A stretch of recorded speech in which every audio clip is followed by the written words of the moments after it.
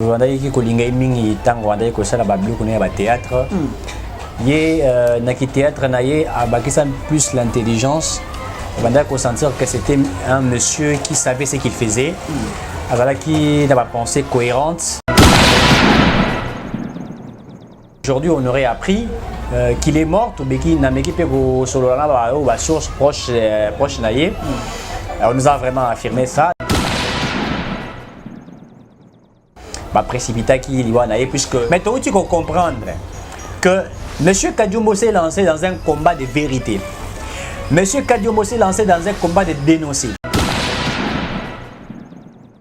Il y a des gens qui veulent que tu la rane to mesana ko tika la ma ezate courir ezate nzalezali. Il y a des gens qui aiment comme ça balingi to tika la bongo. Alors le combat que Monsieur Kadiombo mi Pesaki suivait toutes ces interventions et surtout dans l'affaire où tu koya les chouchou awa. Oh, Binomoro Boyebi, M. Kadiombo Bandi ko dénoncé Banda, mois à mars, avril, mai, l'affaire de la congolité. Ce côté le comportement est bataillon Sakobanga. Oh, Jacquin Dala ko dirige, je pointe Jacquin Dala du doigt. Oh, Jacquin Dala ko dirige, bataillon Sakobanga. Oh, Tiango na Beret Rouge, équipe Moko. Pour Jacquin Dala. D'abord un chroniqueur musical, à Tambola qui est un politicien à Zuité, à Kamina Moïse Katumbi, il va imposer et dire aux gens pour penser à Jacquin Dazama capable de Yakobo Mamoto. Awaka Diomba Koufi, il faut expliquer Bissou.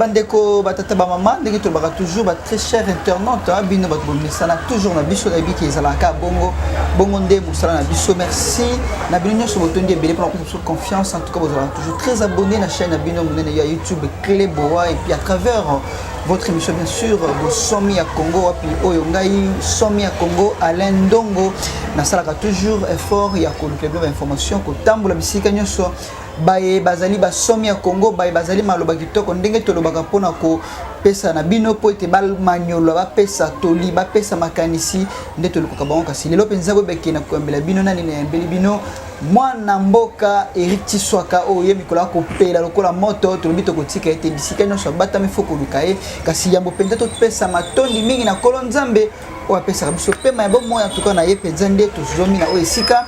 Merci Pena Obenga Bongo, la perle blanche de la presse internationale. Hein? Donc Pitou Mangaya, moi c'est à Pembe. En tout cas, boss l'aide depuis Paris. Pitou Mangaya, coup de chapeau pour nous ça. Tout ça la kaka n'ingue tolobaki. Pitou Mangaya, Yaoundé, Masolo, Banda nationale, na bossani yote. Pourquoi pas Jigan Ngambo et Rassi Ndombi. Toloki kaka bo kande to fandi boye. Artiste na biso comédie bazo kufa et puis na bata mayeli bazo okende. Kadiombo ne pli. Ezali ya solote nazana mwana mboka Eric Tiswaka mbote na yo mbote ndeko mbote na baba baza kolanda biso.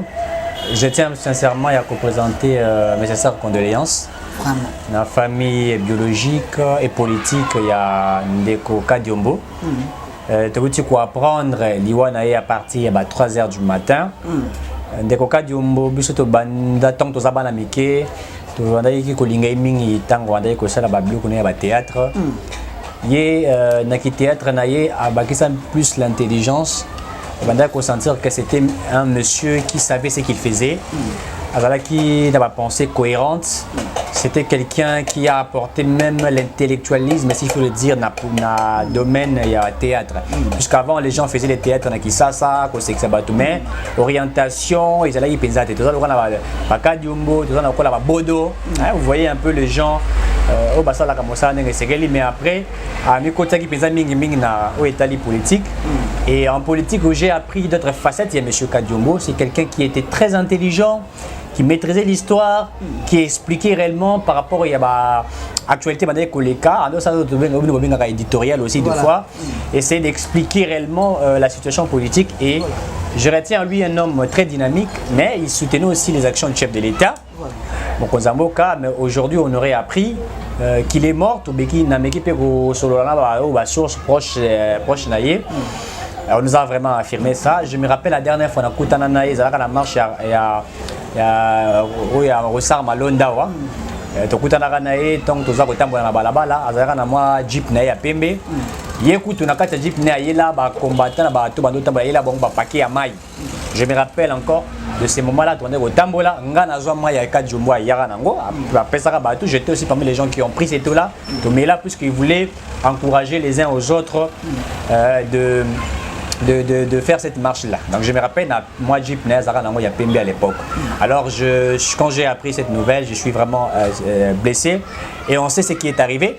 On aurait encore appris que ma précipita qui liwanaye puisque moi soupçonne bima qui lobby ote batumi da kwa kadiombo abebi simi to kantora moi mouvement moko boye. Attends, est-ce que quand vous dites ça, c'est qu'il y a un problème moko boye peut-être ekokai pe ko luka liwanaye na sima ya précipitation ya bongo bien ça qui. Na roya nango je viendrai là pour expliquer très bien. Déjà ba soupçon mo rebandaki o ndaku batumbi o basali boye. Et après ça, tant que Bengi M. Ludovic, puisque on Twitter, on Facebook un peu par-ci par-là, Bengi M. Ludovic a l'obité, M. Kadiumbo a confité, enfin, nous étions, il y a de cela 5 minutes. Maintenant, on apprend aujourd'hui, Natongo et Léolo, à 3h du matin, c'est à ce moment qu'on apprend que M. Kadiumbo a couffé. Mais tu faut comprendre que M. Kadiumbo s'est lancé dans un combat de vérité. Monsieur Kadiombo s'est lancé dans un combat de dénoncer. A combat qui le cola moto a ça la investigation. OK.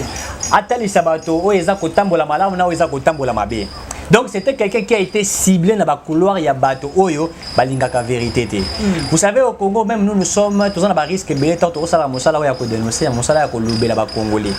Il y a des gens qui ne veulent pas de la vérité. Il y a des gens qui ne veulent pas l'avancement de notre pays. Il y a des gens qui veulent que tout tika la rane to mesana ko tika la ma ezate courir ezate nzalezali. Il y a des gens qui aiment comme ça balingi to tika la bongo.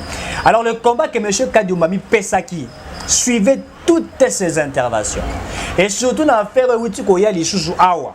Oh, Binomoro Boyebi, mais c'est Kadiumba Badi qui a dénoncé Banda, mois à mars, avril, mai, l'affaire de la congolité.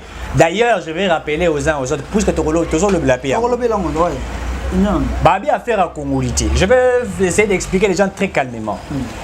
La loi est M. Noël Tchani, moi, Vita, Barobenga au congolité. La congolité, c'est autre chose. Ce n'est pas la loi.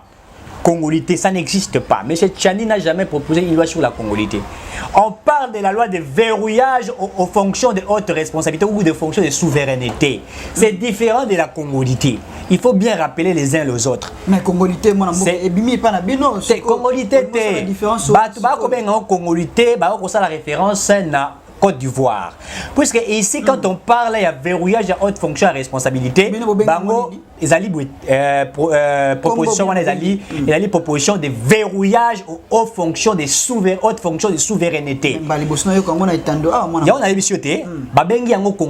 Il faut expliquer les uns les autres. Je suis très clair. Monsieur Katumbi n'a pas clan, puisqu'il y a Messanande Kosala Batubongo. C'est un kabiliste déjà bien préparé. Katumbi, c'est un kabiliste. Et aujourd'hui, je comprends que M. Kabila n'était pas si mauvais que les gens le croyaient. Mais il était entouré par des gens qui ont fait des Kabila mauvais, des gens comme les Katumbi, des gens comme les autres là. Il a cessé d'être son allié depuis longtemps. C'est pas depuis longtemps. Katumbi a cessé d'être allié de Kabila puisqu'il voulait devenir président de la République. Or, Kabila Boïla Yango. Pour que moi, faux coopérant. Kabila Yamoka Bengaye Juda. Est-ce que c'est moi qui l'ai dit? Kabila Benga Katumbi. Est-ce que c'est moi qui l'ai appelé? C'était affaire Pelnati, on a des banques. Pelnati, Kabila même Yemuka Aebaki bien que Motoyo, soit Batiki Azala président de la République. Naïbi Kangamo, Kabila Nasala Congolais, mais Oya Bébé, c'est sur Congolais Nengo Sakanate. Kabila, il était. Les gens peuvent tout dire de M. Kabila. Tout. Même moi, je condamne la gestion de Kabila Banda, du Stalinga, tout gestion. Et là, on dit ça, ne passe si les lobes, il faut défendre l'on a bino, parce que tout le monde a congolité. Boki Negana Lon a bino, Kaboti Gana, Moïse Katumbi à côté. Est-ce que gêné bino place où on a Nazo Bandela Malam. Loi Babengi Yango Congolité T. La loi ezali verrouillage à haute fonction de responsabilité ou bien de souveraineté. Et là, qui si vous pouvez expliquer Yango Malam. La loi Mibe Kouana Balobi Boé. Balobi était mototo azali congolais dans constitution et lobby. Constitution lobby, ouais azali congolais. akoki ko azali peut-être oyo abotami na papa na ye ko za la congolais maman na ko za la congolais c'était azali congolais n'est-ce pas voilà ba benga congolais d'origine OK donc muta abotami na l'un des parents congolais aza congolais d'origine n'est-ce pas wana mibeko elobi yango toboyite il y a des congolais oyo babotama papa aza congolais maman aza congolais 100% congolais azali congolais toboyi yango te mais na bamboka nyonso ya mokili to soko tali neti ba Égypte ba Libye ba USA bamboka ebele ba verrouilla o etali ba haute fonction et responsabilité neti kozala président de la République Noël Tiani alobi boye malam to landaye malam alobi ete to remarqué infiltration et kotaki mingi na Congo. Est-ce que vous avez un exemple d'abord? Nazo pesa ba exemple malembe. To banda na Kabila yemo Kabila congolais. On a premier exemple. Na pesa exemple na tu Kabila congolais. Yami Balé. Zala to ke bala. Zala malembe nga na koloba. Zala ko banga te. D'accord. Déjà batie Mosapina lisu babanga te. C'est vrai que ça li biso moi pasi mais pesi biso sou makasi ya komona ata na pasi wana. Kabila yemo kwa za congolais. Ngai na loba yango te baba Kungu yemoka loba Kabila za congolais te. Batonini ba yela biso kombo ya Hippolyte Kanambe Kazemiri ngai nationalité Kabila banda la président de la République ils allaka douter ziti wana Noël Tiani azo concevoir kaka passe na lebi boye Noël Tiani mutalobite ke Kabila za congolais te mais il misi loi wana ye a proposé loi ya verrouiller présidence mais tozalaka na Kabila pendant 18 ans même Etienne Tshisekedi wa Bulumba rappelez-vous na élection de 2018 ans Kabila empêché pendant kokita na aéroport en Njili ba yengi batinda na aéroport en Ndolo eseka ba bomaka ba tabeta ba masasa ba ko se rappeler nango au garde républicain na Kabila et beta ba masasa biso tambola na balabala Yemoko Etienne Tshisekedi na aéroport albakanine moi au pouvoir je vais ramener Kabila où c'est au Rwanda n'est-ce pas ngam na lobakango donc déjà nationalité à Kabila ezalaka douter style le bato ba douter nationalité à Kabila et s'il était monsieur azala se repérer na nationalité nini toto na yo azali na nationalité nini bazali bele babisengi mano bazalaka bazalaka ba nationalité ba James Kabari bazalaka ba nationalité nini toutes ces personnes qui ont géré la fonction bien na mboka na biso pendant 18 ans tala bilan en Congo pendant 18 ans mboka etamboli donc ce qui nazo landa ki to ko mona mboka nazo se plaindre ko la vérité c'est que bino problème les alités qui besoin ko sala acharnement contre Moïse Katumbi mais ils allaient contre bateau tu ko tanga ba kombo na bango au responsabilité ils ont revenir kaka na yo otangi bango c'est-à-dire Noël Tiani atali vu tout cela il fallait ko créer loi moko besoin ko protéger ko verrouiller ba haute fonction wana mais ça n'a rien à voir avec Moïse Katumbi la constitution dans son article 22 23 de la constitution to banda na 22 la liberté quoi bien ronine de l'image liberté on a sauté 22 23 on parle de liberté de l'opinion liberté de l'expression liberté des écritures etc mais bien que c'est sur liberté à Koloba est-ce que bakoy ko interdire à un homme intelligent intellectuel à ko réfléchir et à ko proposer nde ozawa ba petisa yo réfléchir ndeti ngai na lobaki yango na ba jour eza ko ya to proposer loi soki okomi député national ko comme ministre était pendant 5 ans ngai Eric wana sko proposition na yango nazo bisaute zela malamu tika ngai zela na répondre ko tanga na ntena expliquer ba tout malamu au moni mboka baby pona n'importe quoi tozali dans la foule république bagnanière ce ko ba ngombo eza inconcevable yo za député national ba peuple la pesio mandat no ya 5 ans au commis l'Assemblée nationale wana vous êtes incapable de pouvoir pour répondre à la population congolaise il y a tout ba élire yo wa ko ki mbango poko ma ministre kuna osani vous avez mon qui désordre de ça na biso il faut dire certaines choses verrouillées vous êtes député national pour votre mandat de 5 ans wana eza ko banga te wana to ebi nini to ko réformer là nous sommes en train de travailler pour ça c'est pour vous dire que mboka ezala qui géré par des gens inconscients et là toza ko zongi ça makamtu na droit na mibeko balbaka nemo sans tort ignorare lege eza na latin ko traduire en français nul n'est censé ignorer la loi na linga la moto moko te akoki kozanga koyeba mibeko moto tu il faut yeba yango il faut que mboka tu etabolaka na mibeko soko za ko mona États-Unis comme mboka monene c'est plus que mibeko ezali biso tagi na mboka moko des autres ezali Mwila na ko diriger Shadara ko diriger Zoé Kabila ko diriger Kabila ko diriger Menda ko diriger baza ba congolais bango tout mais baza ko diriger na des autres soki Nehemia lobi boye Shadara lobi boye Kamera lobi boye Katumba lobi boye Fayula lobi boye mboka nini bato afanda kana des autres bongo mibeko ezala kate il faut respecter mibeko Vous avez compris yango. Mais bien comme ça batela kabiso ba lobi ke pona ko ba benga on oya makambo itali makambo bandako. Ba lobi ete bateli l'état lobi ba chef ba konzi andako so ba ko louer bandako na bango bataka yango 3 mois. N'est-ce pas? Ya garantie so ko lekisi yango. Et kasi te bato andako boya yango. So bato andako ba muso ko boya mbeko wana. O te mbeko na biso ezali tongela biso ndako te. Mais l'état azali moto azali na bwanya na mayende mta imposer. La loi Bakajika et le Biboui. Le sol et le sous-sol appartiennent à l'État. L'État, quand il y a Monica et Sekato Fandi na bureau. L'État, quand il y a non a eu espace au Mobimba. A repère ça au monde les Mabélé na yesa yote yotongi mais Mabélé ça l'État. Donc c'est pour vous dire que la loi elle est faite pour les hommes. C'est pour orienter les personnes, c'est pour orienter beaucoup de choses et mettre les gens sur le chemin. Et c'est ce que nous sommes venus faire. Alors dans cette loi, il y a tenu pour na zonga na kati on a expliqué au malamo na le biete ba ko verrouiller ba tâche à responsabilité. Et ko verrouiller et celui qui a la présidence de la République était pas batuming ba ko makambo itali qui présidence de la République. Mais tout ça ko kitamoké. Na kati ya loi wana ya verrouillage ya congolité te ya verrouillage ba lobi boye. Pourquoi ma président et un Sénat, il faut poser à la Congolais des pères et des mères. Vous comprenez? Pour me conduire à Sénat, vous allez monter mon côté, vous allez la vice-président de la République. Au cas où le président est comme lié, tout empêchement définitif, vous allez remplacer un président, c'est à Sénat. Ce qui est président à Sénat, c'est rwandais. Tout le babou moti. Ce qui est président à Sénat, c'est rwandais. Parce que moi, je vais continuer à ma candidature. Est-ce que vous pouvez faire un exemple?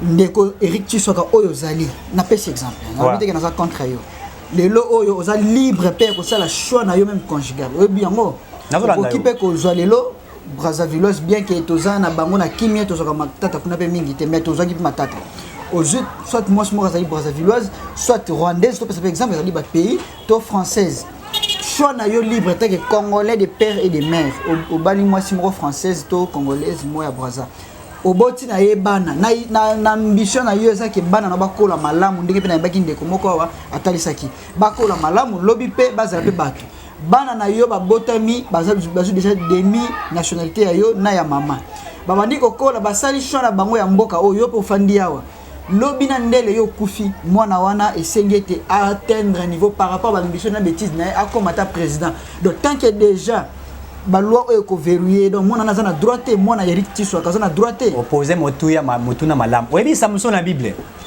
na ozong soka na kati ya Bible Samson la Bible basenga kana ya bala mwasi ya ekolo na bango eza bongo te akenda ko bala mwasi ya ba criminel n'est-ce pas na lango akataka esuki. Il y a des choses simples à voir. Libabe ya tate ko kolanda mona jusqu'à l'éternité. Il faut être clair, il faut être cohérent dans la Bible pour réfléchir. Même dans la Bible, je vais vous dire Deutéronome 17, 15. O kozwa mokonzi ya mboka kaka oyo azali ndeko na yo. Il y a des choses qui sont simples, mais qui sont vraies pour la nation. Et ça, c'est en Égypte. Quand tu vas te pourquoi mokonzi na mwasi na yo fois à la égyptienne. Et ça pour nous protéger ni culture ya Égypte. Balobi que ndenge zali français akoya ko investir na Congo te, libanais akoya ko investir te. Non. Libanais akoya ko investir ata ko zali na double nationalité, okoya ko comme député national. Puisque bato akotanga loi wana te. On parle aussi na kati mibeko wana, l'irrévocabilité. C'est-à-dire quoi? Oyebi que na mibeko na biso na article 10 a conçu le bilan de la nationalité congolaise est inimclusive et elle ne peut se détenir en concurrence avec une autre nationalité, n'est-ce pas? C'est-à-dire que dans la carte nationale, bato ba na double nationalité ma député ça bongo. Mais or ezali na violation ya mibeko. Ebelo wana. Ezali na violation ya mibeko. Pour mo beko elobi ete pour n'est-ce pas aux à la député national, il faut à la congolais. Vous savez qu'on comprend, balbi congolais. Or na carte ya congolais on parle de la nationalité congolaise. Or la loi de notre constitution dit que la nationalité congolaise est inclusive na lo bango malam. Elobi ezali moko kakaye. Okoyi ko bali sena nationalité mosusu te. Mais la carte y Assemblée nationale, toi, Sénat, tu as une double, triple nationalité. Or, il y a une violation de la Constitution. Donc, même tant que tu as un document, on a Séni, il faut avoir Kayango. Mais Séni, il y a un Bakabango, comme un député. Mais la carte y a loi, tu as une irrévocabilité. C'est-à-dire quoi? Même bateau, tu as une double nationalité. À quoi comme un député. C'est ça qu'on comprend. Mais comme un président de la République. Alors, président du Sénat? À quoi comme un président du Sénat, mais comme un sénateur. Oza comment ici quand même Tchani à permettre que na double nationalité enzimama. Et ça les gens ne voient pas ça. Vous comprenez? C'est-à-dire que je dis que ces gens-là ne lisent pas. Il faut beaucoup lire dans la vie pour mieux comprendre. Si kana Tchani Makamwana ils allient très sérieux. Puisqu'il y a des gens qui violent la constitution. Mais Kolobi que la nationalité congolaise est inimclusive. Quel mot donne la nationalité de Boni? Azanango Sokimibane. Mazara président et Sénat. C'est une violation de l'article 10 de la constitution. Et même Namibé ko étalé la loi sur les réforme ya CENI. Et le biango, mais tu vas appliquer un bon nanko. Donc, l'irrévocabilité nous permettra à ce que nous optons, que nous acceptions même la double nationalité. Puisque moi je suis pour la double nationalité, elle est importante. La double nationalité, elle est importante. Vous comprenez? Puisqu'elle favorise un certain moment congolais qui n'a pas la poto. A son expérience dans la poto. Un manager, entrepreneur. Il peut venir avec son intelligence pour venir apporter ça au Congo. Est-ce qu'il est seulement obligé d'être président de la République? Puisque nous verrouillons simplement ça. Ngai na kiobala rwandaise par exemple.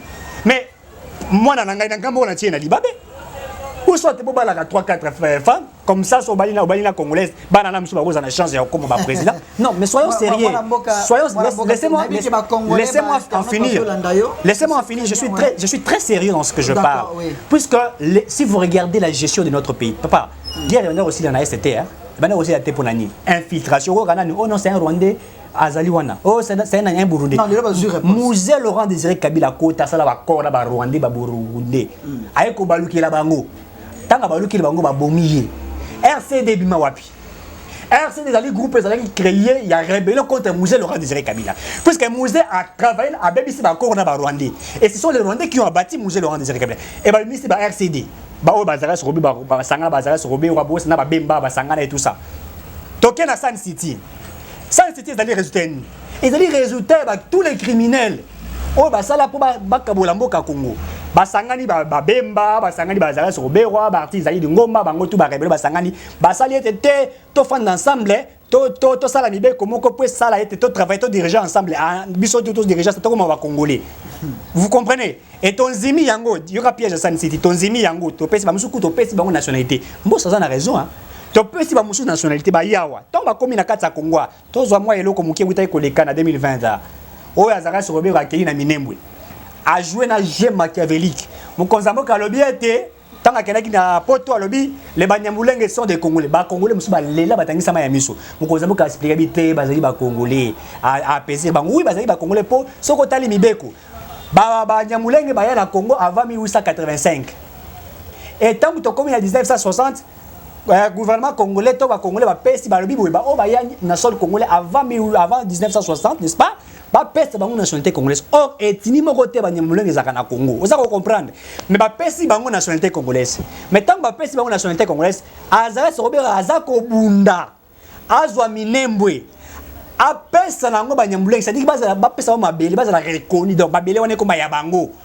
Siko a joué na discours ya mokonza mboka na poto. Le président de la République a trouvé Minembwe priorité de priorité. Or, il n'y a jamais le discours. Il y a un piège. Mais il y a beaucoup de sur Obewa. N'est-ce pas 2006, à Komaka vice-président? Parmi les 4 vice-présidents. Et pardon, on a 2000, après Moria, on a 2001, si je ne me trompe pas. Tant que comme en 2006, à Komaka a posé la candidature pour la candidat président de la République. Les gens ne voient pas ça. Nous sommes en train de voir le danger. S'il vous plaît. Oui, s'il vous plaît.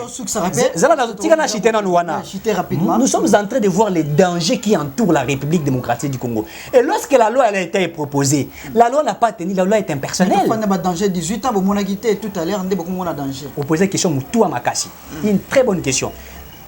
Banda 18 ans, tu as proposé que la loi te pour la nini. Puisque 18 ans, nous avons de dirigeants à 18 ans. Nous avons des dirigeants congolais. Il y a un habitude. Nous avons des dirigeants congolais. Les pays étaient, je vous ai dit en 1997, Rwandais, Kotaki na Congo. Donc Kabila lobby que à la unité, il a fait appel à tous les criminels économiques, même les Alexis Tamboué Mwamba, dont Musée Laurent Désiré Kabila les traités des rebelles. Rappelez-vous le discours à Musée Laurent Désiré Kabila. On nous a amené des Alexis Tamboué Mwamba. Est-ce que c'est moi qui on travaille ensemble? Baye ko bomakutu na ba congolais na kati na avion ba bomela biso ba congolais na kati avion avion koya baye ko Alexis Tamboué Mwamba tout ce que nous avons vécu ici. C'est un criminel économique. C'est pas moi qui le dis, c'est Mosé Laurent Désiré Kabila. Suivez ce qui a été. Et c'est ce qui a fait que Mboketa Molaté, Congolais, Bakima, Bakina, au fond de la pote, Bakina, au fond de la pote pour l'année. Il y a des gens qui ont fui exilé politique, Bakima. Mais soit Bakina, Luka, vie, na pote plus que na Congo et Bebaki. Mais vous voyez, parce que l'on a bien dit qu'on déranger ensemble. Loi Eza qu'on déranger, loi Eza qu'on déranger, très très. Au moins, les lots, Zéla Nabisayo, les lots bando qui balongoli, ba masque, ba comme on a. Il y a la vérité, banane, batraite. Madame, mais tu sais, nous l'avons, ba traître, bazali, n'a beaucoup ébélé. Bateau, moussou, bateau, juif, grec, zambien, moussou, mais on a 18 passeports. Ce qu'on a dans notre tenue. Au moins, il y a babé en wana. Tant que tu as qui a tombé au recensement, bagage recensement, bagage élection salamate. Oh, bah, il y a un recensement, tu vois, qui est congolais qui ne l'est pas. Puisque le recensement de Yangwana, recensement des vrais congolais. Ce qu'on va voir, recensement. Bah, il y a été salamate, bah, pour élection. Ah, on a capable de combat congolais, ma casse, donc il y a un problème aussi. Tous ceux qui m'ont congolais, biso to biza congolais. Bah, toi, n'ande bazu yango congolais, bah, toi, libabe, oh, mon konzamo ka ko benga bango les bandoki. Oui, bien, baby, tant que je suis fait ça là. Moi, je suis sidéré. Tant que il y a ma tata pour ne pas bimao. Oui, bien, tout le monde n'a pas tout partout dans le Congo regretter de bâtir ma tata. Moi, je suis très contre ce qui a été fait. Prouvez-le comment ça. Je suis très contre. Il faut que le magistrat va prouver biso. Qu'est-ce qui a fait qu'il va mapper ma tata et qu'est-ce qui a fait qu'il va décider qu'il va libérer ma tata. Ils doivent nous les prouver. Puisque là, je n'ai pas une amour, prouver pourquoi la liberté. Après que la résidence. Il a été libéré en vertu de quoi? Qu'est-ce qu'ils ont trouvé? Est-ce que ok, avancer l'argument là-bas? Je suis contre ça.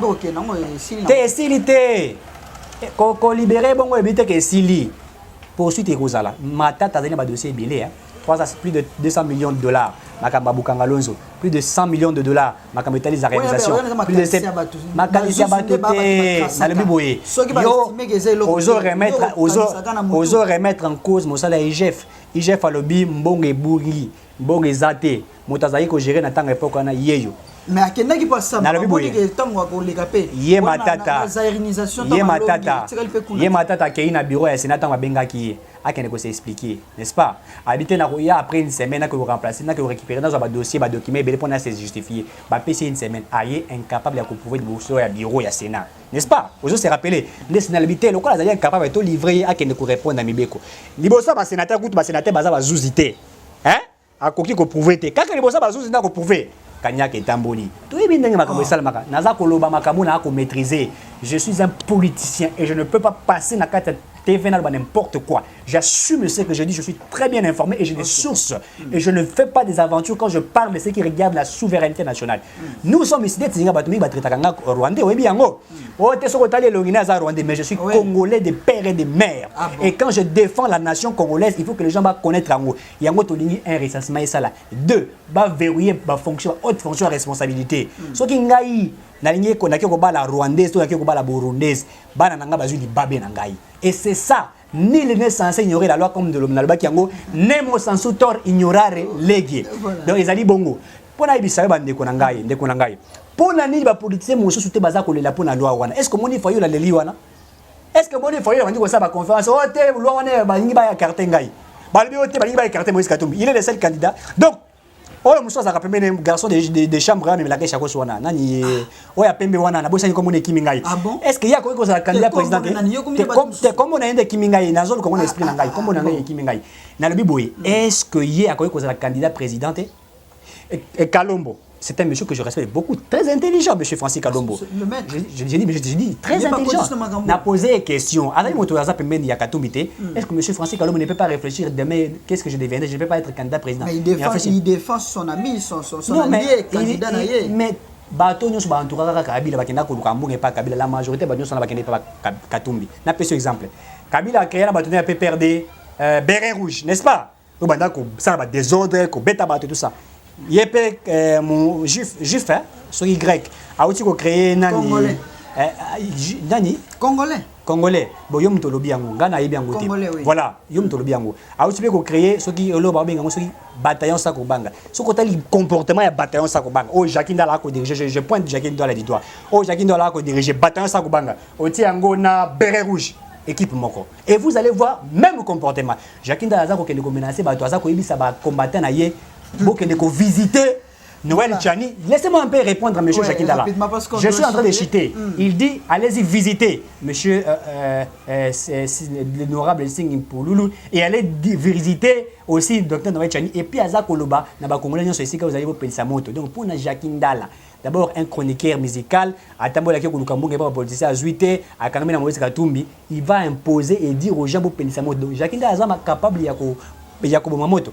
Awa Kadumba Koufi, il faut expliquer Bissou. Visitez au cas de Mbazui, au poison, et où et on sait réellement ce qui a été fait. Au moins, on a qu'on va pas chiter, que Kabila Zamabe, je comprends. Tant que Kabila Zamabe, je n'avais pas plus de 15 bonnes personnes autour de moi. Même les Katumbi étaient là, les Kalombo, les autres. Ce sont ceux qui ont détruit le Congo. Voilà, merci Ndeko Zolanda pendant mon mboka Eric Tshisoka. Je vous rappelle que tu as mis Boyoki Ndenge à brosser, à Pessi Makanisi, à Pessi pe ma précision, à dénoncer pe na Oya Monaki à dénoncer Zali Makanisi na ye, Toriko pe qui ça a été, c'est libre à lui de donner ma position à Zoko Mona. Alors moi mboka nika rapidement au pesa biso assurance aux ali nango ke loi wana et koleka, je sais pas to bengango loi congolité société loi Chanito, loi congolité, loi sur le verrouillage à haute fonction de responsabilité en RDC. Voilà.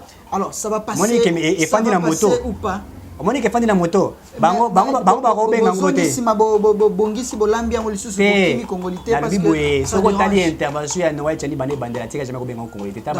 Est-ce que vous avez l'assurance? Je vous assure que la loi passera. Oui, et non, puis la loi passera et puis au-delà de ça pour chuter tout la saga pétition.